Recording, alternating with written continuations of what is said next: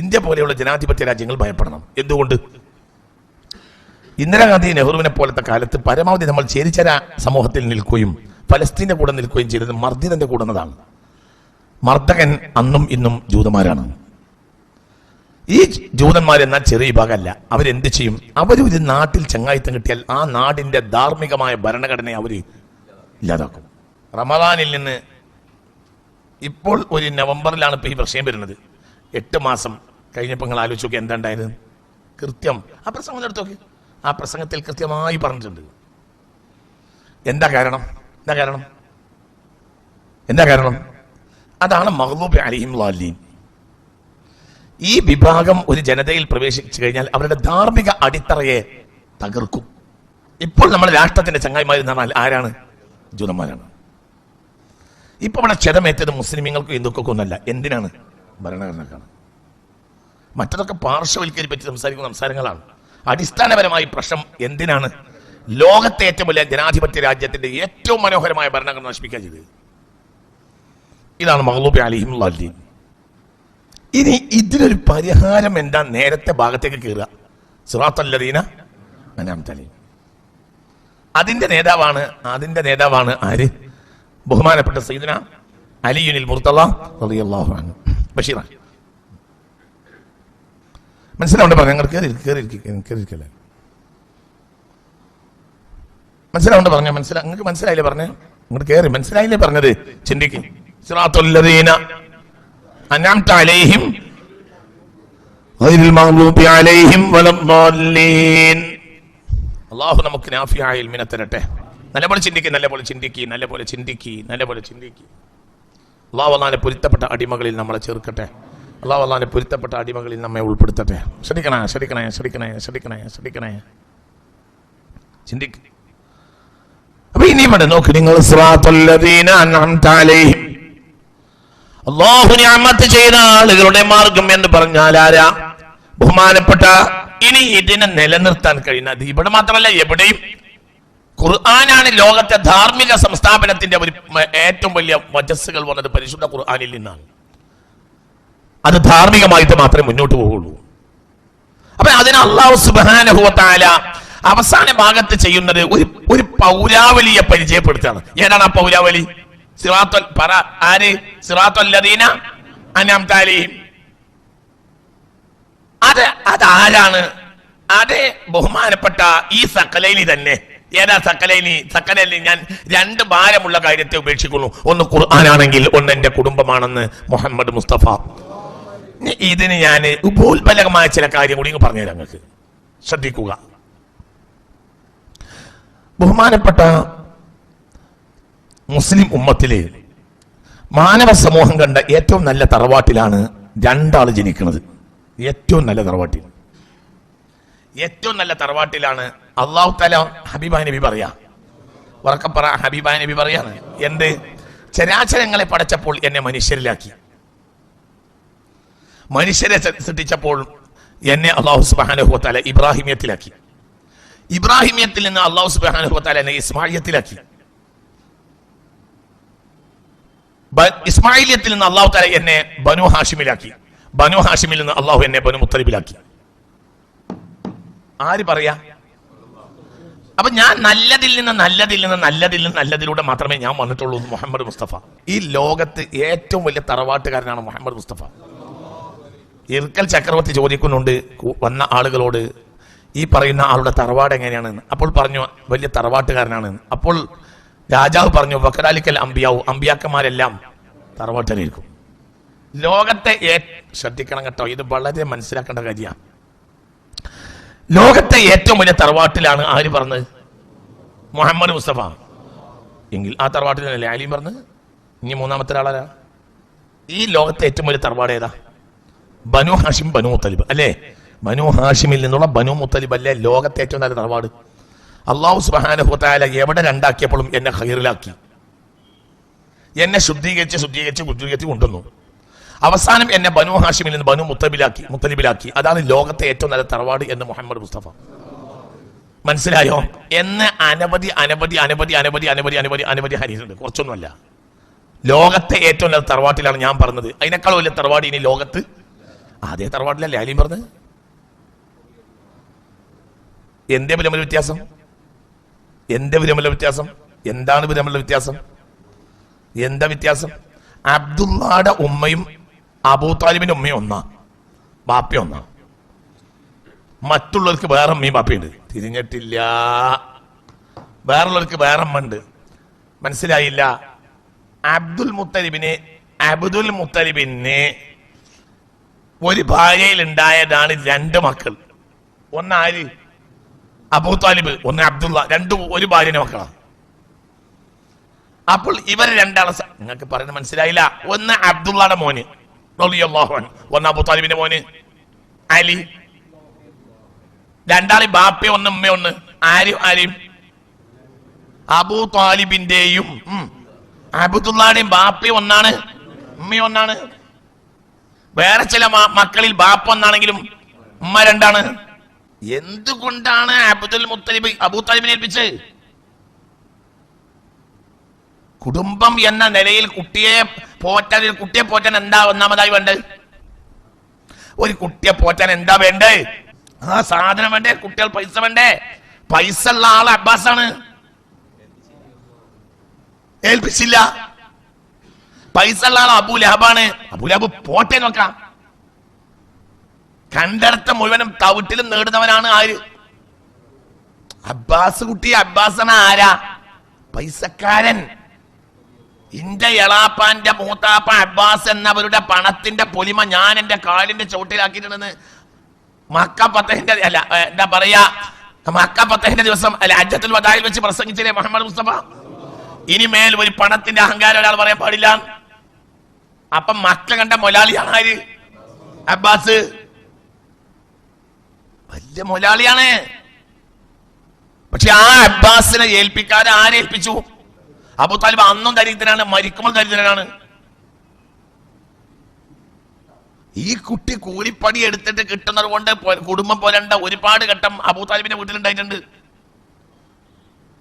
എന്നിട്ടും അബൂ താലിബിനെ ഏൽപ്പിച്ചത് എന്തുകൊണ്ട്? ഒരു ഉമ്മി ബാപ്പ അവിടെ സ്നേഹം കൂടുള്ളൂ. നിങ്ങൾക്ക് പറഞ്ഞത് മനസ്സിലായില്ല? അപ്പൊ നമ്മൾ 4 ആള് 1 2 3 4 5 നമ്മൾ 5 ആള് ഒരു ബാപ്പാന്റെ മക്കളാണെങ്കിൽ 2 ആള് ഒരു ഉമ്മ, ഒരു ഉമ്മയും ഒരു ബാപ്പയും. മറ്റേത് ഒരു ബാപ്പ 2 ഉമ്മ, മറ്റേ ഒരു ബാപ്പ 2 ഉമ്മ എങ്കിൽ അതെ ഇവിടെ എന്താണ്? ഉമ്മയും ഒന്നാണ്.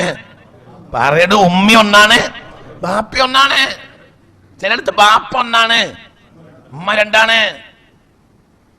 അബൂ താലിബിന്റെയും അബ്ദുള്ള എന്നവരുടെയും ഒരേ ഉമ്മക്കാണ്. മനസ്സിലായില്ലേ? അതേ ആ ഭാര്യക്ക് പറഞ്ഞ കുട്ടികളാണ് അബൂ താലിബ് അബ്ദുള്ളയും. അപ്പൊ അവരാരാ? ഷഖീഖാനിയാണ്. ഷഖീഖാനി പറഞ്ഞാൽ ഉമ്മയും ബാപ്പയും. മറ്റൊരു അഹുലി അബ്, അഹുലി ഉമ്മ അറിയും. എന്താ അഹുലി അബ്? ബാപ്പത്തെ സഹോദരൻ, ഉമ്മൊത്തിട്ടില്ല. ചിലത് അഹുലി ഉമ്മ, ഉമ്മൊത്ത സഹോദരൻ, ബാപ്പ 2ആണ്. ഒന്ന് കേറി വരി. മനസ്സിലായില്ല? ഈ സഹോദരന്മാർ പല കോല. ഒന്ന് ഷഖീഖാനി ആകുക. എന്താ ഷഖീഖാനി? ബാപ്പ 1, ഉമ്മ 1. മറ്റേ അഹുലി അബ്, പിന്നെ അഹുലി ഉമ്മ. അഹുലി അബ് പറഞ്ഞാൽ ബാപ്പ 1ആണ്, ഉമ്മ 2ആണ്. അപ്പൊ സ്നേഹം കുറച്ച് കുറയും.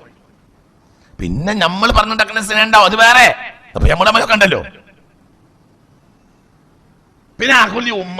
അഹുലി ഉമ്മ പറഞ്ഞാല് ഉമ്മത്ത് ബാപ്പനെ തറവാട് തന്നെ എന്താണ്? ഏതോ ഒരാൾ മരിച്ചിട്ട് ബാപ്പാനെ ഉമ്മാനെ പറക്കിടിച്ചാണ്. അങ്ങനെ ഉണ്ടായാലാണ് ഉമ്മത്ത്. അൽഹംദുലില്ലാഹ് നല്ല ബന്ധാണ്. പക്ഷെ തറവാട് 2ആണ്. മറ്റേ തറവാട് 1 തന്നെ, പക്ഷെ വട്ടി 2ആണ്. ഒരു വട്ടിയിൽ ഓനുണ്ടായി, ഈ വട്ടിയിൽ മറ്റേ ഉണ്ടായി. വിത്തിട്ട് ഒരാളാണെങ്കിലും പാടം 2ആണ്. ഒന്ന് പറമ്പിലാണ്, ഒന്ന് വയലിലാണ്. ഈ വ്യത്യാസം ഉണ്ടാവും. നിങ്ങൾക്ക് പറഞ്ഞത് മനസ്സിലായോ? വിത്ത് ഒരേ വിത്ത് തന്നെ, പക്ഷെ ഒന്ന് പറമ്പിലെറിഞ്ഞ് ഒന്ന് പാടത്തെറിഞ്ഞ് വ്യത്യാസം ഉണ്ടാവും. അല്ലേ? സത്യല്ലേ? വ്യത്യാസം ഉണ്ടാവും. ഏറ്റവും നല്ല നെല്ല് പറഞ്ഞാൽ പറമ്പിലെ നെല്ലാണ്, പാടത്തെ നെല്ലല്ല. പറമ്പിലെ നെല്ലിന് രുചി കൂടും, പാടത്തിലെ നെല്ലിന് രുചി കുറയും. ഏറ്റവും നല്ല വെള്ളം പറമ്പിലെ വെള്ളമാണ്, പാടത്തെ വെള്ളത്തിന് രുചി കുറയും. നിങ്ങൾക്കൊക്കെ കണക്കാണ്. നിങ്ങൾക്ക് അന്തം കുറവാണ്, നിങ്ങൾക്ക് അന്തം കുറവാണ്. എന്തിനും വ്യത്യാസമുണ്ട്. എന്തിനും ഒരു പഴം കണ്ടാലും അറിയാം ആ പഴം എവിടെ ഉണ്ടായതാണ്. വ്യത്യാസങ്ങളുണ്ട്. ഓരോന്നും പാടത്തെ പഴം പറമ്പിലെ പഴം വ്യത്യാസമുണ്ട്. രുചിക്ക് വ്യത്യാസമുണ്ട്. അതിന്റെ ഉള്ളിലുള്ള കണ്ടന്റുകൾക്ക് വ്യത്യാസം ഉണ്ടാവും. അതിന്റെ ആരോഗ്യത്തിന് വ്യത്യാസം ഉണ്ടാവും. അപ്പൊ ഇവിടെ രണ്ടും ഒന്നാണ്. അപ്പോ അബ്ദുൽ മുത്തലിബിന്റെ മകനാകുക എന്ന് പറഞ്ഞാൽ തന്നെ ലോകത്തെ വലിയ അറിവാണ്.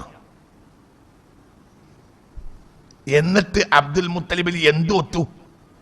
ഭാര്യയും ഒത്തു. ആ രണ്ടാക്ക്. ആർക്കൊക്കെ? അബൂ താലിബിനും അബ്ദുള്ളക്കും ഒരേ ബാപ്പ ഒരേ ഉമ്മ. അറബികൾക്ക് ബാപ്പത്താലും വലിയ കാര്യമാണ്, ഉമ്മത്താലും വലിയ കാര്യമാണ്. ബാപ്പയും ഉമ്മയും ഒത്താക്കാൻ പറഞ്ഞാൽ അത് ഭയങ്കര സംഭവമാണ്. കല്യാണത്തിനെ സംബന്ധിച്ചിടത്തോളം നമ്മുടെ ഒരു കണിശതല്ലാത്തവർ അറബികൾ. ഞാൻ അസ്മാ ബിന്തു ഉമൈസിനെ കുറിച്ച് കഴിഞ്ഞ ആഴ്ച ക്ലാസ്സിൽ പറഞ്ഞു. അസ്മാ ബിന്തു ഉമൈസിനെ ജാഫർ ബിൻ അബി താലിബ് കല്യാണം കഴിച്ചു. ജാഫർ മരിച്ചു, സിദ്ദീഖുൽ അക്ബർ കല്യാണം കഴിച്ചു. സിദ്ദീഖ് മരിച്ചു, അലിയാൻ കല്യാണം കഴിച്ചു. പറഞ്ഞിട്ടില്ലേ? അല്ലേ? അതാണ്. അതിനേക്കാൾ വലിയ രസം എന്താ? ജാഫറും അലിയും തമ്മിൽ 10 കൊല്ലത്തെ വ്യത്യാസമാണ്. അപ്പൊ ചിലപ്പോ താത്താക്ക് വയസ്സ് കൂടാൻ സാധ്യതയുണ്ട്. ആരെക്കാൾ? എവിടെടങ്ങള് അന്തം വേണടാ, അന്തം തിരിഞ്ഞിട്ടില്ല. ജാഫർ റളിയല്ലാഹു അൻഹു അനുജനാണ് അലി. മനസ്സിലായോ? ജാഫർ ബിൻ അബി താലിബും അലിയാലും തമ്മിൽ 10 വയസ്സിന് വ്യത്യാസ. അതായത് മൂത്ത ആളാരാ? ജാഫർ റളിയല്ലാഹു അൻഹു. ജാഫർ ജനിച്ചിട്ട് പിന്നെ 10 കൊല്ലം കഴിഞ്ഞിട്ടാണ് ആര് ജനിക്കുന്നത്? അലിയാർ ജനിക്കുന്നത് റളിയല്ലാഹു അൻഹു. ഇവര് തമ്മിലുള്ള വയസ്സ് എത്ര? 10 വയസ്സ് വ്യത്യാസം. എന്നിട്ട് ജാഫർ ബിൻ അബി താലിബ് അസ്മാ ബിൻത് ഉമൈസിനെ കല്യാണം കഴിച്ചു. താത്ത അതിന് കുട്ടികളുണ്ടായി. മനസ്സിലായില്ലേ? അപ്പൊ കാക്ക 10 വയസ്സ് മൂത്ത കാക്ക കല്യാണം കഴിക്കണമെങ്കിൽ അതിന് വയസ്സുണ്ടാവുമല്ലോ. ചെറിയ കുട്ടിയൊന്നല്ലല്ലോ. പറയടോ, അസ്മാ ബിൻത് ഉമൈസിനെ കല്യാണം കഴിച്ചു ആര്? Jafar bin Abi Talib. ജാഫറും അലിയാനും തമ്മിൽ വ്യത്യാസം എത്ര? 10 വയസ്സ്. ഞാൻ അവരുടെ നിലപാടുകളാണ് ഞാൻ പറയുന്നത്. മനസ്സിലായില്ലേ? കുറച്ച് വയസ്സെത്തിയ ആളുമാണ് സിദ്ദീഖ്. പിന്നെ ഈ പെണ്ണിനെ ആര് കല്യാണം കഴിച്ച്? സിദ്ദീഖ് റളിയല്ലാഹു അൻഹു കല്യാണം കഴിച്ച്. വയസ്സ് കുറച്ച് മൂത്ത ആളാ സിദ്ദീഖ് റളിയല്ലാഹു അൻഹു കല്യാണം കഴിച്ച്. പിന്നെ സിദ്ദീഖ് റളിയല്ലാഹു അൻഹു വഫാത്തായി. ആ പെണ്ണിനെ ആര് കല്യാണം കഴിച്ച്? അലി ബിൻ അബി താലിബ് കല്യാണം കഴിച്ച്. അവർ കാഴ്ചപ്പാടാണ്. ഒരു പക്ഷേ അസ്മാ ബിന്തു ഉമൈസിന് വയസ്സ് കൂടും. ആരെക്കാൾ? റളിയല്ലാഹു അൻഹുവിനേക്കാൾ. അപ്പൊ നിങ്ങളൊന്ന് ആലോചിച്ച് നോക്ക്. അവരെ കാഴ്ചപ്പാട് അങ്ങനെയാണ്. അവർക്ക് നമ്മൾ വിചാരിച്ച കാഴ്ചപ്പാടല്ല അവർക്ക്. അവര് ഞാൻ പറഞ്ഞില്ലേ, അവരെ സംബന്ധിച്ചിടത്തോളം ദുനിയാവ് അവർക്കൊരു വിഷയം തന്നെയല്ല. നിയമങ്ങൾ മാത്രമേ പാലിക്കുള്ളൂ. ദുനിയാവ് ഇന്ന് വന്ന് നാളെ വന്ന് നാളെ പോയി വന്ന് അന്ന് ഒരു കണക്കാക്കൂല. ജീവിച്ചാലും മരിച്ചാലും അവർക്കൊരു വിഷമല്ല. ഹജ്ജാജ് ഇബ്നു യൂസുഫിനോട് യുദ്ധത്തിന് അസ്മാ ബീവി റളിയല്ലാഹു അൻഹ 4 മക്കളെ പറഞ്ഞയച്ചിട്ട് 4 ആള് തിരിച്ചു വരുമ്പോൾ ശകാരിക്കുക. എന്തിനടാ പോയെന്ന് വെച്ച്? മരിക്കാത്തോണ്ട്. നമ്മളൊന്ന് ആലോചിക്കി. തലേന്ന് പീടിയിൽ വന്ന് വർത്താനം പറഞ്ഞുകൊണ്ടിരുന്ന അറബി പോയി. വർത്താനം പറഞ്ഞു പോയി. ഒരു അമ്മൽ പിരിഞ്ഞ് കാവിയും ചായയും കുടിച്ച് വർത്താനം പറഞ്ഞിരുന്ന 2 അറബികളും തിരിച്ചു പോയി. പിറ്റേന്ന് ഒരാൾ ഒച്ച വന്നിരുമ്പോ നമ്മൾ അറബിനോട് ചോദിച്ചാൽ മതി, അമ്മി മരിച്ച്. അമ്മി മറ്റേ ആളെവിടെ ഇന്നലെ വന്നിരുന്നേ? ഓ മരിച്ചല്ലോ. ഇതാണ് ഒരു കാഴ്ചപ്പാട്. ഭയങ്കര കാഴ്ചപ്പാടുമാണ്. ബഹുമാനപ്പെട്ട സയ്യിദ് മുഹമ്മദ് ശിഹാബ് തങ്ങളെ കുറിച്ച് അദ്ദേഹത്തിന്റെ കൂടെ നടന്നിരുന്ന ഒരാൾ ലേഖനം എഴുതിയത് ഞാൻ വായിച്ചിട്ടുണ്ട്. അദ്ദേഹം മരിച്ച ഒരാളെ പറ്റി പിന്നെ ജീവിതത്തിൽ ചോദിക്കൂലാണ്. മരിച്ചു. നല്ല ഗുണം. അവരവരെ കർമ്മം കഴിഞ്ഞിട്ട് തിരിച്ചുപോയി. കഴിഞ്ഞ് ഡ്യൂട്ടി കഴിഞ്ഞു മടങ്ങി. അലാസ് നമ്മളെ ഡ്യൂട്ടിയില്ല. അത് ഭയങ്കര ഉന്നതമായ ഗുണമാണ്. ഭയങ്കര ഗുണമാണ്.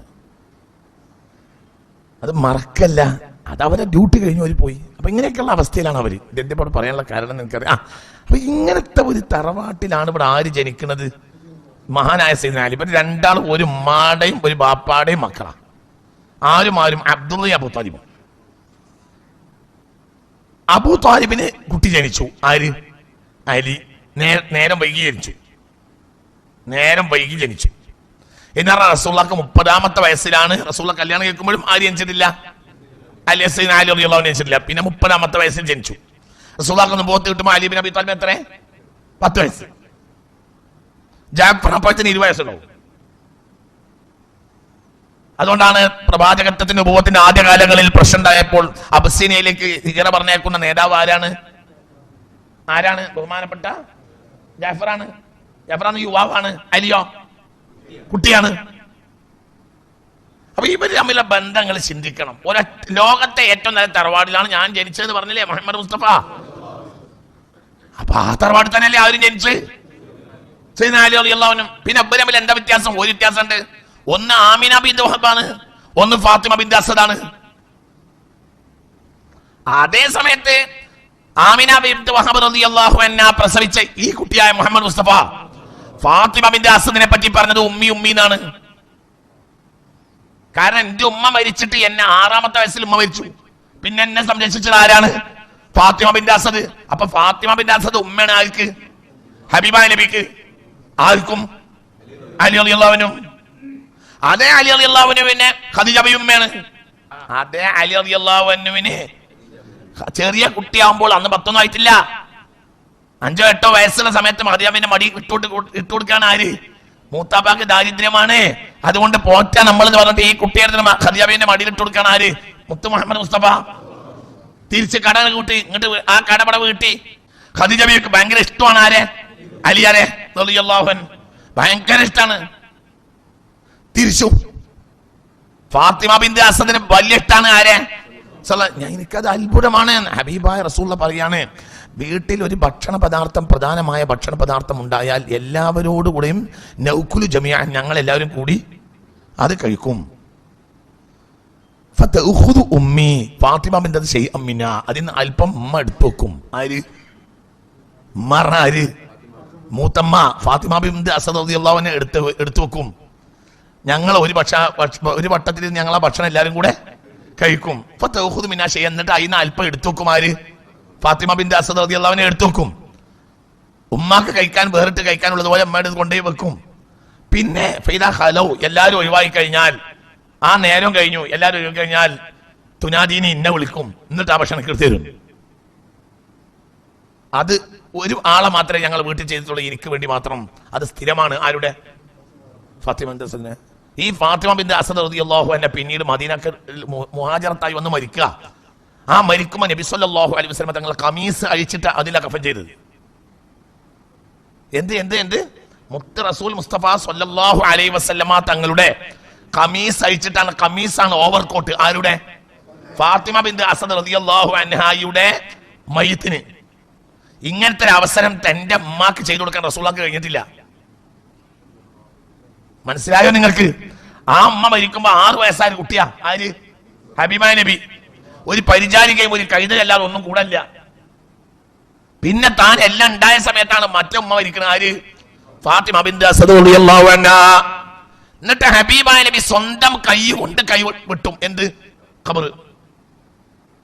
ഫാത്തിമ ബിൻത് അസദ് റളിയല്ലാഹു അൻഹ മറവ് ചെയ്യാനുള്ള ഖബർ സ്വന്തം കൈ കൊണ്ട് വിട്ടും. ആര്?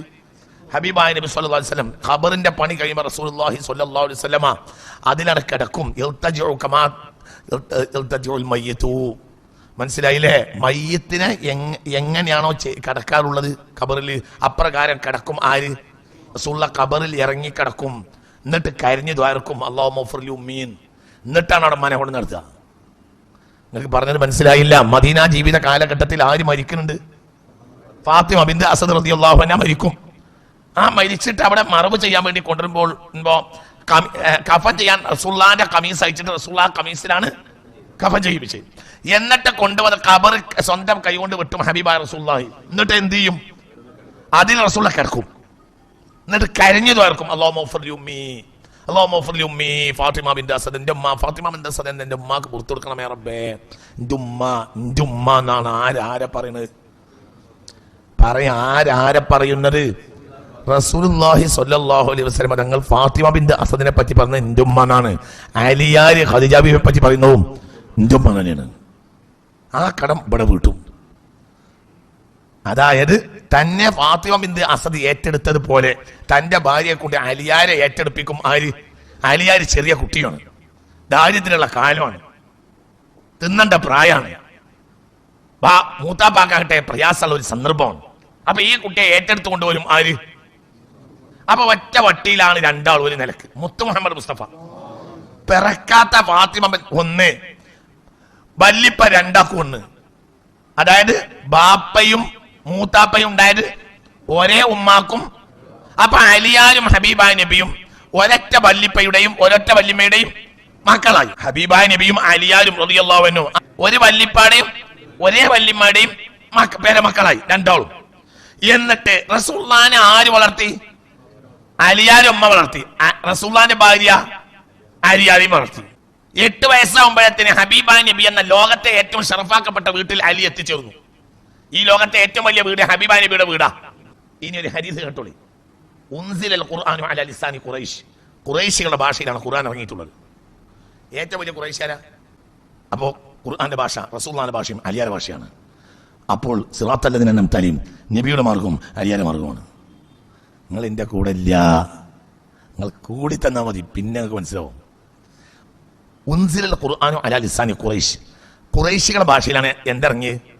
ഖുർആൻ ഇറങ്ങിയത്. അതിന് കാരണം എന്താണെന്നറിയോ കുട്ടിയെ? ഭാഷ വലിയൊരു വിഷയമാണ്. ഒരാള് മനോഹരമായി സംസാരിച്ചാൽ പഴയ കാലത്ത് ഒരു ആപ്തവാക്യം ഉണ്ടായിരുന്നു അത്രേ, ഫസീഹുൻ ഫസീഹുൻ കഫസാഹത്തി ഖുറൈശ്. അല്ലല്ല, ഖുറൈശികൾ സംസാരിക്കും പോലെയല്ലേ സംസാരിക്കണത്. ഒരാള് കയ്യിലുള്ളതൊക്കെ ദാനം ചെയ്യുകയാണെങ്കിൽ അക്കാലത്ത് പറയുമ്പോൾ കരീമുൻ അലാ അക്രമി ഖുറൈശ്. ഖുറൈശികളെ ഔദാര്യം പോലെ ഔദാര്യവാനല്ലേ അവൻ. നിങ്ങൾക്ക് തിരിഞ്ഞില്ല. ഫസീഹുൻ അലാ ഫസാഹത്തി ഖുറൈശ്, കരീമുൻ അലാ അക്രമി ഖുറൈശ്. ഇതൊക്കെ ആ കാലത്തെ ആപ്തവാക്യങ്ങളാ. അതിന്റെ അർത്ഥം എന്താ? ഖുറൈശികളെ പോലെ മനോഹരമായി സംസാരിക്കുന്നവൻ, ഖുറൈശികളെ പോലെ ഉദാരമതി. അപ്പൊ ഇതിലൊരു കാര്യം മനസ്സിലാക്കാം. അറബ് സമൂഹത്തിലെ ഏറ്റവും നല്ല ഭാഷക്കാരാരാ? ഖുറൈശികള്. ഖുറൈശികളുടെ ഭാഷയിലാണ് ഖുർആൻ ഇറങ്ങിയത്. ഏറ്റവും നല്ല ഖുറൈശികളുടെ ഭാഷ ആരാ?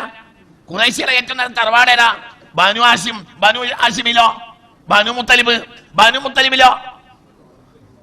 ബനു മുത്തലിബിലോ? ഒരേ വട്ടി. ഏത് പറയാ? ആര്? ഹബീബായ നബിയുടെയും അബൂ താലിബിന്റെയും ഉമ്മാന്റെ വഴി ഉണ്ടായത്. അപ്പോഴും എന്ത് വന്നു? ലോകത്തെ ഏറ്റവും നല്ല, മനസ്സിലായില്ലേ? ആരുടെ ഭാഷയിലാക്കും? ഭാഷ എന്ന് പറഞ്ഞാൽ എല്ലാം ഒരുപോലെയല്ല. ഉദാഹരണം പറയാം. മലയാളമാണെങ്കിലും എല്ലാ മലയാളം ഒന്നാണോ? അല്ല. മലപ്പുറം മലയാളം ഉണ്ട്, കോഴിക്കോട് മലയാളം ഉണ്ട്, തൃശ്ശൂർ മലയാളം ഉണ്ട്, ഇല്ലേ? കാസർഗോഡ് മലയാളം അല്ലേ? മലയാളമാണ്. കണ്ണൂർ മലയാളമാണ്. കോഴിക്കോട് മലയാളമാണ്. മലപ്പുറം മലയാളം തന്നെയാണ്. തൃശ്ശൂർ മലയാളം തന്നെയാണ്. കൊടുങ്ങല്ലൂർ, കൊല്ലം, എറണാകുളം മലയാളമൊക്കെ മലയാളം തന്നെയാണ്. എന്നാ മലയാളമാണോ? അതിന്റെ ഫസാഹത്താണോ? പറയണോ? ആണോ? അല്ല, വ്യത്യാസമുണ്ട്. അറബ് എല്ലാം അറബിയാണെങ്കിൽ പോലും ഖുറൈശികളെ ഭാഷയിലുള്ള അറബിയാണ് എന്തിന്റെ ഭാഷ? ഖുർആന്റെ ഭാഷ. അതായത് ശരിക്കലും നീട്ടലുമില്ല, അനാവശ്യമായ പദപ്രദങ്ങൾ കൂട്ടലോ കുറക്കലോ ഇല്ല. ഉദാഹരണം പറയാം, ജീബിൽ മോയ എന്നാണ് അറബികള്. ആ വാക്ക് എവിടെ ഉണ്ടാവില്ല. ജീബിൽ മോയ എന്നതിന്റെ മാന എന്താ? ജീബിൽ മോയ എന്നർത്ഥം വെള്ളം കൊണ്ടുപോവാൻ. എന്താ അതിന്റെ ആ ഭാഷ ഏതാ? ജീബിൽ മോയ എന്നാണ് ഭാഷ ഏതാ? അതിന്റെ ഭാഷ ഏതാ? ജീബിൽ അറബി എന്നോട് ആ ഭാഷ ഒന്ന് ക്ലിയർ ആക്കി പറയാൻ ആർക്കാ കഴിയാ? ജീബിൽ മോയ എന്ന് പറഞ്ഞാൽ അതാണ് അറബികൾ ഉപയോഗിക്കുന്ന ഭാഷ. ആ ഭാഷ ഏതാ? ജി ബിൽ മാഇ എന്നാണ്. ജി നീ വാ, ബിൽ മാഇ വെള്ളവും കൊണ്ട്. മനസ്സിലായില്ലേ? വെള്ളത്തെ കൊണ്ടുവാ എന്നതിന് ഉപയോഗിക്കുന്ന വാക്കാണ് എന്ത്? ജാഅയെ ബാ കൊണ്ട് തഅദിയത്താക്കി. അതിലെന്ത് ചെയ്തു? ജീമിനെയും പിന്നെ മനസ്സിലായില്ലേ മീമിനെയും മാത്രം കയറ്റി. ബാക്കിയൊക്കെ എന്തുണ്ടായിരുന്നൊന്നും തിരിഞ്ഞില്ല. മനസ്സിലായില്ല? ജീബ് മോയ എന്ന് പറഞ്ഞാൽ ജീബ് മോയാൻ ഒരു ജീമും ഒരു ബാവും ഒരു മീമും മാത്രമേ ഉള്ളൂ. മനസ്സിലായില്ലേ? ഇവിടെ ജാ ഉണ്ട്, ബാ തഅദിയത്തിന്റെ ചില്ലക്ഷരമായ ബാ ഉണ്ട്, മാ വേറെ ഉണ്ട്. ഇതിലാകെ 3 അക്ഷരം കേട്ട് ജാവും ജീമും ബായും മീയും. ജീബിൽ മോയ. പിന്നെ ഒരു യാ മോയ. യാ എന്ന ഭാഷ ഇവിടെ ഇല്ലെന്നെ. അപ്പൊ ഉള്ളതൊന്നും ഇല്ല, ഇല്ലാത്തത് ഉണ്ട്. ഇവിടെ യാ ഇല്ല, യാ കിടത്തി കൂട്ടി. എന്നാൽ ഇവിടെ ഹംസ ഉണ്ട്, ഹംസനെ കാണാനില്ല. മായിന്റെ ഹംസനും കാണാനില്ല, ജാന്റെ ഹംസനും കാണാനില്ല. ജീബിൽ മോയ. ഇതെന്താ സാധനം? ജി ബിൽ മായി. ജി ബിൽ മായി എന്ന വാക്കാണ് കൊളോക്കിയൽ അറബി എന്താക്കിയത്. ജിമോയ മനസ്സിലായ? ഈ ഭാഷയിൽ എന്ത് വരൂല? ഖുർആൻ വരില്ല. അങ്ങനെ അറബികൾ സംസാരിക്കൂല. ഏത് അറബികൾ? ഖുറൈശികൾ സംസാരിക്കൂല. ഖുറൈശികൾ കടക്ക് ഭാഷ സംസാരിക്കുള്ളൂ. അതുകൊണ്ടാണ് ഉൻസിലൽ ഖുർആനു അലാ ലിസാനി ഖുറൈശ്, ഖുറൈശികളുടെ ഭാഷയിലാണ് എന്തിറങ്ങിയിട്ടുള്ളത്? ഖുർആൻ ഇറങ്ങിയത്, പരിശുദ്ധ ഖുർആൻ ഇറങ്ങിയത്.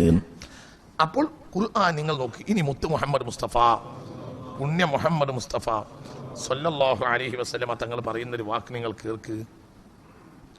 അള്ളാന്റെ ഹബീബ് മുഹമ്മദ് മുസ്തഫ സല്ലല്ലാഹു അലൈഹി വസല്ലം ബഹുമാനപ്പെട്ട സയ്യിദുനാ അലിയുൽ മുർത്തള റളിയല്ലാഹു അൻഹുവിനെ പറ്റി പറയുന്ന ഒരു വാക്ക് നിങ്ങൾ ഉമ്മു സലമ ബീബി റളിയല്ലാഹു അൻഹ പറയുകയാണ്, മുത്ത് മുഹമ്മദ് മുസ്തഫ സല്ലല്ലാഹു അലൈഹി വസല്ലമയുടെ ഭാര്യയായ ഉമ്മമാത്തുൽ മുഅ്മിനീൻപ്പെട്ട ഉമ്മു സലമ ബീബി റളിയല്ലാഹു അൻഹ പറയാണ്, എന്താ പറയുന്നത്? സമഅതു റസൂലുള്ളാഹി സ്വല്ലല്ലാഹു അലൈഹി വസല്ലം, ഹബീബായ നബി സ്വല്ലല്ലാഹു അലൈഹി വസല്ലം തങ്ങൾ പറയുന്നത് സമഅതു, ഞാൻ കേട്ടിട്ടുണ്ട്.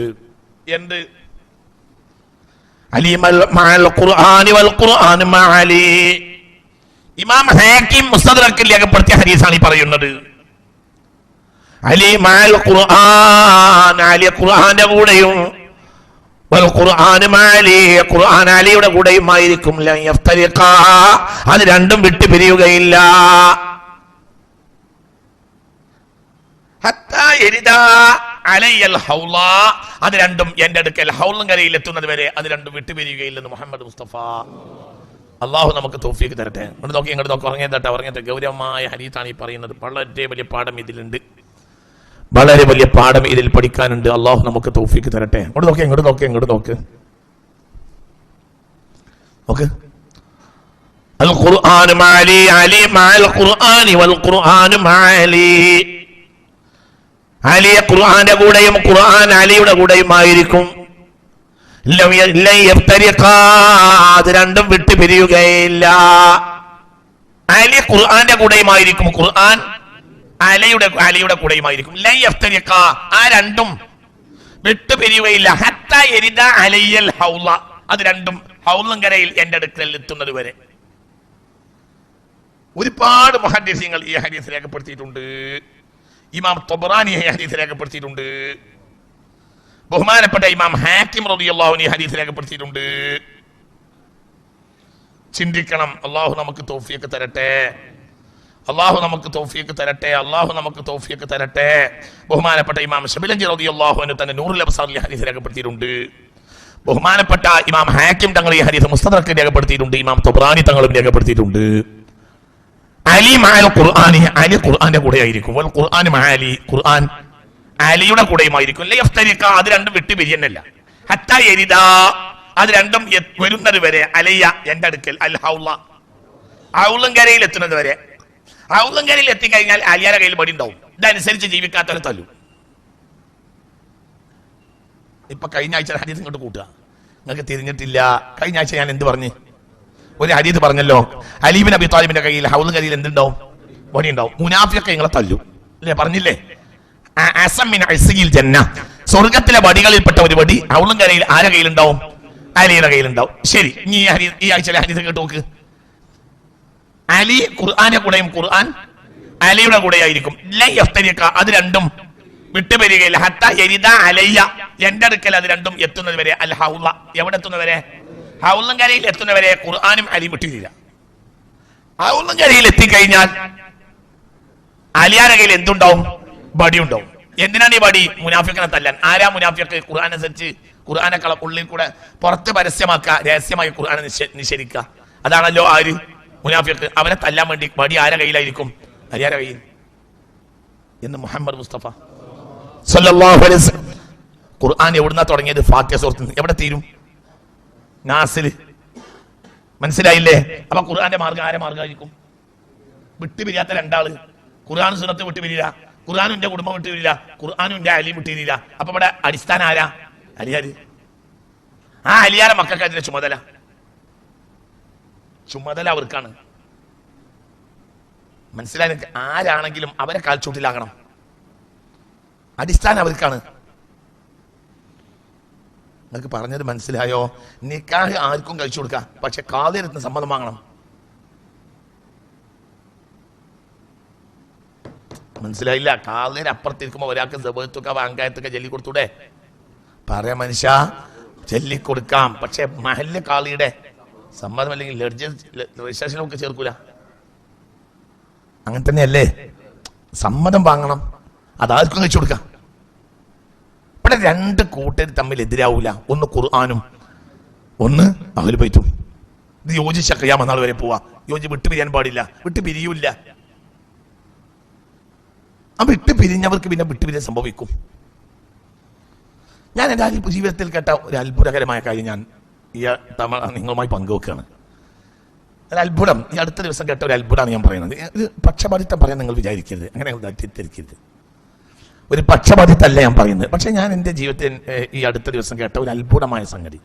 984 മുതൽ, നമ്മൾക്കൊക്കെ ഓർമ്മയുള്ള കാലമാണത്. 84 മുതൽ പാണക്കാട് സാദാത്യങ്ങൾക്ക് ഒരു അധിമിതമായ പ്രാധാന്യം സമുദായത്തിൽ വരുന്നുണ്ട് എന്ന് ചില പണ്ഡിതന്മാർക്ക് മെല്ലെ മെല്ലെ അഭിപ്രായം വന്ന് അതവർ തുറന്നു പറഞ്ഞു. അതിന്റെ പേരിൽ സമുദായത്തിൽ വലിയ പ്രശ്നങ്ങളുണ്ടായി, സമുദായം പിളർന്നു. അടിസ്ഥാനം അതാണ്, മറ്റൊക്കെ വെറുമ്പർത്താനാണ്. അതൊക്കെ ഓരോ ന്യായങ്ങളാണ്. അപ്പോൾ പറഞ്ഞ ഒരു ന്യായം എന്തെന്നാൽ, അവർ എല്ലാവരുടെയും വേദിയിൽ പൊങ്ങുന്നു, അവരിങ്ങോട്ട് വിളിക്കുന്നു. അവരെ കൂട്ടത്തിൽ കൂടിയപ്പോൾ ബഹുമാനപ്പെട്ട ശൈഖുന ശംസുൽ ഉലമ വരെ മറ്റുള്ളവരെ കൂട്ടത്തിൽ ഇങ്ങോട്ട് വിളിച്ചു എന്നൊക്കെ പറഞ്ഞാണ് സംസാരിച്ച്. ശരി, അതിന് നമ്മൾ ഒരു ന്യായമായി, അതിന് വിഭാഗത്തിന്റെ ന്യായത്തെ ആണെങ്കിൽ ന്യായത്തെ നമ്മൾ ബഹുമാനിക്കണം. അതവരെ ന്യായമാണ്, ന്യായത്തെ ബഹുമാനിക്കണം. അതെന്ത് പറയുകയാണെങ്കിൽ ഒരു ന്യായത്തെ ബഹുമാനിക്കണം. എന്നാൽ ഈ അടുത്ത ദിവസം ഞാനൊരു പ്രഭാഷണം കേട്ടു. ആ പ്രഭാഷണമാണ് ഞാൻ എൻ്റെ ജീവിതത്തിൽ കേട്ട ഏറ്റവും വലിയ ഫലിതങ്ങളിലൊന്ന്. അതിലൊരു പ്രധാനപ്പെട്ട ആൾ പറയാണ്, എന്ത്, നമ്മൾ പോകുന്ന വേദിയിൽ സുന്നികൾ മാത്രമാണോ എന്ന് നമ്മൾ പരിഗണിക്കേണ്ടതില്ല. ഹജ്ജ് കമ്മിറ്റിയിലും വഖഫ് ബോർഡിലും സുന്നികളും ഉണ്ടാവും, അല്ലാത്തവരുണ്ടാവും. അവരുമായി വേദി പങ്കിടുന്നതിനെ സംബന്ധിച്ചിടത്തോളം നമുക്ക് യാതൊരു പ്രശ്നമില്ല. എല്ലായിടത്തും നമ്മൾ മാത്രമാകണമെന്ന് നമുക്ക് വാശിയില്ല. അതേത് വിഭാഗമാണെങ്കിലും അവരോടൊക്കെ യോജിച്ചു പോകാൻ നമ്മൾ ഒരുക്കമാണ്. ഈ പ്രശ്നം നമ്മൾ ഇവിടെ പാണക്കാട് സാദാത്യങ്ങളെ നമ്മൾ ഒരു ഫിർഖത്തിന്റെ അടിസ്ഥാനപരമായ കാരണത്തിന്റെ ധാർമ്മികത സത്യത്തിൽ 30 കൊല്ലം കഴിഞ്ഞപ്പോൾ പൊളിച്ചട കളഞ്ഞു. ഇത് സത്യമല്ലേ? നിങ്ങൾ കേട്ടവരല്ലേ? 988ന്റെയും 2018 അടിയിൽ 30 കൊല്ലം 32 കൊല്ലം പോടെ ഉണ്ടായല്ലോ. ഇല്ലേ സത്യം പറയാ? ഇത് നമ്മൾ രണ്ടും കേട്ടവരല്ലേ? ഞാൻ കേട്ടനാളല്ലേ, നിങ്ങൾക്കത് കേട്ടവരല്ലേ? ഇപ്പൊ എന്തായി? ഇപ്പൊ എന്തിനെ പോയത്? ഒരന്തം ഇല്ല, ഒരു പിടുത്തം ഇല്ല. ഒരു ധാർമ്മികത നമ്മൾ ബഹുമാനിക്കണം. നമ്മൾ അവിടെ അങ്ങോട്ട് പോകില്ല പറഞ്ഞാൽ അതൊരു മനുഷ്യന് അവരുടെ മതപരമായ വാശിയാണ്, അതിലൊരു തെറ്റുമില്ല. എന്ത് പറയുകയാണെങ്കിൽ നമ്മൾ ബഹുമാനിക്കണം. പക്ഷേ ഇപ്പൊ അതെന്നെ ഒഴിവായി. എന്തുകൊണ്ട്? നിലനിൽക്കൂല, ഒരിക്കലും നിലനിൽക്കൂല. അള്ളാഹു നമ്മളെ കാത്തിരക്ഷിക്കട്ടെ. ശരക്കുറക്കെ പറ, അള്ളാഹു നമ്മളെ കാത്തിരക്ഷിക്കട്ടെ. അത് ഗുരുത്തക്കേട് തന്നെയാണ്, ഗുരുത്തക്കേടാണ്. അള്ളാഹു ഗുരുത്തക്കേടിനെ തൊട്ട് നമ്മളെ കാത്തിരക്ഷിക്കട്ടെ. ഓരോ കുട്ടിയെ ഓരോ കണക്കില്ലേ, ഓരോന്നിനും കണക്കില്ലേ. തണ്ട തറവാട് പറഞ്ഞ ചെറിയ സംഭവമാണോ? ലോകത്തെ ഏറ്റവും വലിയ തറവാട്ടുകാരാരാണ്? അഹ്ലു ബൈത്താണോ? ഏറ്റവും വലിയ തറവാട്ടുകാർ അഹ്ലു ബൈത്ത് തന്നെയാണോ? ഏറ്റവും വലിയ ഗ്രന്ഥം ഖുർആനുമാണോ? അത് തമ്മിൽ ഒരിക്കലും വിട്ടുവരില്ല. ഏതോ ആ കുടുംബത്തിലൊരു വ്യക്തി നാശായോ നന്നായോ എന്നുള്ളതിന് മറുപടി ഇല്ല, ചോദ്യമല്ല. ഞാൻ മലക്കുകളെ വരെ പറഞ്ഞിട്ടുണ്ട്. മാസൂമികളായ മലക്കുകളെ വരെ അങ്ങനെ ചെയ്തില്ല അല്ലാഹു തആല. അതൊരു ന്യായമല്ല. ഒരു കുടുംബം എന്ന നിലയിൽ ഖുർആന്റെ ഒരു പ്രത്യക്ഷമാണ് അഹ്ലു ബൈത്ത്. ല യഫ്തരിഖ, അത് തമ്മിൽ എന്തുണ്ടാവില്ല, വിട്ടുപിരിയല്ല. അപ്പോൾ ഖുർആൻ 300 ആയത്തുകളിൽ അലിയാര് സബബൻ നുസൂലാകൽ സ്വാഭാവികമാണ്. അത് അടുത്ത ആഴ്ച മുതൽ നമ്മൾ പരിശോധിക്കും ഇൻഷാ അല്ലാഹ്. അല്ലാഹു തആല തൗഫീഖ് തരട്ടെ. പരമാവധി ആയത്തുകൾ ഒരു ദിവസം കവർ ചെയ്യും ഇൻഷാ അല്ലാഹ്. പരമാവധി ക്ലാസ് കുറച്ചിട്ട് ഓടിപ്പോവാണ്. ഒരുപാട് ഭാഗങ്ങൾ പറയാണ്ട്, അത് കഴിഞ്ഞിട്ട് ഒരുപാട് വിഷയങ്ങൾ പറയാണ്ട്. ഞാനിത് കുറച്ച് ഇത് മനസ്സിലാക്കണം. ലോക ചരിത്രം പഠിക്കന്നെ വേണം. അതൊക്കെ പഠിക്കുമ്പോൾ നമുക്ക് ഏകദേശം ഒരു ധാരണ കിട്ടും, എന്താണ് ആ കാലഘട്ടത്തിൻ്റെയൊക്കെ അവസ്ഥ. അല്ലാഹു തആല തൗഫീഖ് തരട്ടെ. ബഹുമാനപ്പെട്ട സയ്യിദ്ന ഞാൻ സൈനുൽ ആബിദീനെ പറ്റി ഈ ആഴ്ച ഒരു പ്രസംഗം നടത്തിയിട്ടുണ്ട്. മഹാനായ സൈനുൽ ആബിദീൻ റളിയല്ലാഹു അൻഹു ഒരു ദിവസം 1000 സുജൂദ് ചെയ്യും. ആരെ മകൻ? സൈനുൽ ആബിദീൻ ആരെ മകനാ? ഹുസൈൻ റളിയല്ലാഹു അൻഹു മകനാണ്. എന്താ പേര്? അലി. ഇബാദത്തിന്റെ മനോഹാരിത കാണണം ജനങ്ങൾ കൊടുത്ത പേരാണ് എന്ത്? സൈനുൽ ആബിദീൻ. ഒരു ദിവസം 1000 സുജൂദ് ചെയ്യും. നാട്ടിലെ എല്ലാ പ്രശ്നത്തിലും ഇടപെടും. ഒരു ദിവസം 1000 സുജൂദ് ചെയ്യും. അതായത് 500 റക്അത്ത് നിസ്കരിക്കും. 500 റക്അത്ത് നിസ്കരിക്കും ഒരു ദിവസം. ഹുസൈൻ റളിയല്ലാഹുവിന്റെ മോന് കെർബലയിൽ എടുത്ത് പാഞ്ഞതാ. കെർബലയിൽ എടുത്ത് പാഞ്ഞതാ. ആര്? സൈനബ് ബീവി. അതായത് ഫാത്തിമ ബീവിന്റെ 5ാമത്തെ കുട്ടി. ഫാത്തിമ ബീവിക്ക് 5 മക്കളാ. ഹസൻ, ഹുസൈന്, മുഹ്സിന്, ഉമ്മു കുൽസും, സൈനബ്. അതിൽ 5ാമത്തെ കുട്ടിയാണ് ആര്? സൈനബ്. സൈനബ് ചെറിയ കുട്ടിയായ സമയത്ത് ഫാത്തിമ ബീവി മരിച്ചിട്ടുണ്ട്. പക്ഷെ ഭയങ്കര തന്റേടിയാണ്. ഈ കുട്ടിയെ കൊല്ലാൻ വേണ്ടി യസീദിന്റെ പട്ടാളത്തലവൻ അബൂ സിയാദ് വരുമ്പോൾ, സിയാദിന്റെ പട്ടാളം വരുന്ന സമയത്ത് കുട്ടിയെ അങ്ങോട്ട് മാറത്തിട്ട് പിടിക്കും. പട്ടാളത്തലവൻ വരുമ്പോൾ ചാടും ദേഷ്യപ്പെട്ടിട്ട്. അഹ്ലു ബൈത്തിന്റെ ചോര കുടിച്ചത് ഇപ്പോഴും എന്റെ വയറ് നിറഞ്ഞില്ലാടാന്ന് ചോദിക്കും പട്ടാളത്തലവനോട്. അപ്പോൾ ഒന്ന് ക്രൂരമായി നോക്കും സൈനബ് ബീവിയെ. പക്ഷെ ഒരു പെണ്ണിനെ കുത്തിക്കൊല്ലണ്ടെന്ന് വിചാരിച്ച് മാറുവിടത്തിൽ ഇങ്ങോട്ട് പിടിച്ചിരിക്കുകയാണ്. ആരെ? അലിയെ. ഏത് അലി? സൈൻ ലാബിദീൻ എന്ന അലിയെ, അതായത് ഹുസൈൻ റളിയല്ലാഹുവിന്റെ മകനെ. പിന്നെ ആ കുട്ടിയും കൂടെ അവർ മദീനയിലേക്ക് പായും. മദീനയിൽ യസീദിന്റെ പട്ടാളം മദീനയെ ബുദ്ധിമുട്ടിക്കും. പിന്നെ മിസ്രിലേക്ക് പോകും. മിസ്രിലെ ജനങ്ങൾ സ്വീകരിക്കും. അവിടെയാണ് സൈനബിയുടെ ഖബർ. കഴിഞ്ഞ ആഴ്ച ഞങ്ങളോട് തന്നെ പറഞ്ഞു എന്റെ ഓർമ്മ. ആ സൈനബിയുടെ ഖബർ മനസ്സിലായില്ലേ? ഞാനവിടെ ഒരു പാടോട്ടം. എനിക്ക് ഭയങ്കര ഇഷ്ടമാണ് അവര്. അള്ളാഹു ദർജയായിട്ട് കൊടുക്കുക. എനിക്ക് അറ്റല്ലാത്തൊരു ഇഷ്ടമുള്ളൊരു കുറച്ച് ആളുകളുടെ ജീവിതത്തിൽ മറക്കാൻ കഴിയാത്ത എനിക്ക് അവരെ ഇഷ്ടമാണ്. മറക്കാൻ കഴിയാത്ത ഇഷ്ടമാണ്. ഞാൻ എന്താ അവരെ ഖബറിൻ്റെ അവിടുത്തെ അള്ളാഹ് എന്ന് പറയുന്ന വാക്ക് ഇന്ന് വരെ നടക്കാത്തൊരു കാര്യമില്ല. ഭയങ്കര സൈനബ് ബീവി എന്നാണ് അവർ കരളിൻ്റെ കരളാണ്. അള്ളാഹു അവരെ ദർജയായിട്ട് കൊടുക്കുക. ഹൃദയം കൊണ്ടാണ് ഇത് പറയുന്നത്. സൈനബ് ബീവി എന്ന് പറഞ്ഞാൽ എനിക്കൊരു സംഭവമാണ്. ഞാൻ കരഞ്ഞിട്ടല്ലാതെ അവിടെ പോയിട്ടില്ല, വിഷമിച്ചിട്ടല്ലാതെ പോയില്ല. സൈനബ് ബീവിയുടെ മക്കബറയിൽ കയറിയാൽ അവസാനം ഇറങ്ങി പോരുന്ന ആളെ ഞാനാവും. എനിക്ക് അവിടെ പോരാൻ കഴിയില്ല. കാരണം ഈ കുടുംബത്തിനെ സംരക്ഷിച്ചതാരാ? സൈനബ് ബീവിയാണ് റളിയല്ലാഹു അൻഹ. റളിയല്ലാഹു അൻഹ എന്ന് പറയാൻ ഭയങ്കര മാതിരിയാണ്. യാ അല്ലാഹ്, അവരൊക്കെ ഷറഫ് നിങ്ങൾക്ക് പറഞ്ഞു തരാനുണ്ട്. നീ ഫാത്തിമ ബീവിന്റെ 5 മക്കളെ ഷറഫ് ഞങ്ങൾക്ക് പറഞ്ഞു തരും. അലിയാരെ കഴിഞ്ഞാൽ 5 മക്കളെ ഷറഫ് പറഞ്ഞു തരും. കൊല്ലങ്ങൾ കുറെ കഴിഞ്ഞാലും അതൊക്കെ തലയൊക്കെ കയറി നമ്മൾ നന്നാവടാ. നമ്മളെ തലേന്ന് നമ്മൾ മഹാന്മാരെ ചരിത്രം പഠിക്കുമ്പോൾ നമ്മൾ ഒന്നല്ലാന്ന് തോന്നും. ഒരു ദിവസം ഈ ദുനിയാവിലെ എല്ലാ പ്രശ്നവും ഇടപെട്ട് മുസ്ലിമീങ്ങൾക്ക് വേണ്ടി ഇറാഖിലും ബസറയിലും കുഫയിലും അവിടെ ഇവിടെയും ഓടി നടക്കുന്ന ഒരു മനുഷ്യ ഒരു ദിവസം 500 റക്അത്ത് 1000 സുജൂദ് ചെയ്യുമെന്ന് പറയുമ്പോൾ പെരി കടന്നിറങ്ങിയിട്ട് റവാത്തി നിസ്കരിക്കാത്ത നമുക്ക് ലജ്ജ തോന്നൂലേ? പറ മഹാന്മാരെ ചരിത്രം പഠിക്കാത്ത കാലത്തോളം നമുക്ക് നമ്മൾ ചെയ്യുന്ന വലുതാന്ന് തോന്നും. പഠിച്ചാൽ നമ്മൾ ചെയ്യുന്നത് ഒന്നല്ലെന്ന് തോന്നും. പറയടോ, അങ്ങനെ തന്നെയല്ലേ? നമ്മൾ എന്താണ് നന്നാകാത്ത? മഹാന്മാരെ ചരിത്രം നമുക്ക് അറിയില്ലടാ. മഹാന്മാരെ ചരിത്രം പഠിക്കട. സിറാത്തല്ലദീന അൻഅംത അലൈഹിം. ഇപ്പൊ നമുക്ക് ലജ്ജ തോന്നും. ഒരു 4 വയസ്സ് പറയുമ്പോഴത്തേനും തളർന്ന് പിന്നെ ഒരു നിസ്കാരമല്ല. ഇപ്പൊ എന്താണ്? മഹാന്മാരെ ചരിത്രം അറിയില്ല. അല്ലാഹു നമുക്ക് തൗഫീഖ് തരട്ടെ. അപ്പൊ ഇത് പഠിക്കണം. ഞാൻ പരമാവധി ഓടിക്കും. അടുത്ത ആഴ്ച മുതൽ അതിനെ ഒരുങ്ങി വരിക. സബബുൻ നുസൂലായ ആയത്തുകൾ കാണിച്ചു തരും. ആ 300 ആയത്തുകൾ അടുത്ത ആഴ്ച മുതൽ വിശദീകരിക്കും. പരമാവധി ആയത്തുകൾ ഒരു ദിവസം കവർ ചെയ്യണം ഇൻഷാ അല്ലാഹ്. അല്ലാഹു തആല തൗഫീഖ് തരട്ടെ. ആ 300ഓളം ആയത്തിന്റെ തുടക്കം അടുത്ത ആഴ്ചയാണ്. അല്ലാഹു നമ്മളെ സ്വീകരിക്കട്ടെ. ഇവിടെ കാര്യം ഇതൊരൊറ്റ പ്ലാറ്റ്ഫോമിലാണ്. ഖുർആനും നബി കുടുംബവും. അതിന്റെ റീസാണ് ആര്? അലിയുനിൽ മുർത്തള. അതിൽ അവസാനത്തെ കണ്ണിയാണ് മഹാനായ ഇമാം മഹ്ദി റളിയല്ലാഹു. അതുകൊണ്ട് യോജിക്കും. ഖുർആന്റെ സൂര്യൻ ഉദിച്ചപ്പോൾ എല്ലാം ഇവിടെ അസ്തമിച്ചിട്ടുണ്ട് എന്നതുപോലെ അത് മഹ്ദി ഇമാമിൽ എത്തുന്നതോടെ ഇവിടെ എല്ലാം മോക്കിട്ട് കയറുന്നവരും അവസാനിക്കും. അവരൊക്കെ താഴത്തുകൾ വരും. നിങ്ങൾ പേടിക്കൊന്നും വേണ്ട. അതിനിടയിൽ കുറച്ച് പ്രയാസമൊക്കെ ഉണ്ടാവും. അതൊന്നും പ്രശ്നമില്ല. പ്രയാസം ഉണ്ടാവണല്ലോ. ദീൻ എന്ന് പറഞ്ഞാൽ ഒരു തരം സമര ജീവിതമാണ്, സ്ട്രഗിൾ ലൈഫാണ്. ദീൻ എന്ന് പറഞ്ഞാൽ സമരമാണ്. ഹക്കും ബാത്തിലും തമ്മിലുള്ള സമരത്തിനാണ് എന്ത് പറയാ? അതാ ദീന്. ദീനാണ് നിസ്കാരം നോമ്പല്ലടോ. ദീൻ എന്ന് പറഞ്ഞാൽ ഹക്കിന്റെയും ബാത്തിന്റെയും ഇടയിലുള്ള സമരത്തിൽ എന്തിന്റെ ഒപ്പം നിൽക്കലാണ്? ഹക്കിന്റെ ഒപ്പം നിൽക്കലാണോ? അതാണ് ദീന്. അതാണടാ ദീന്.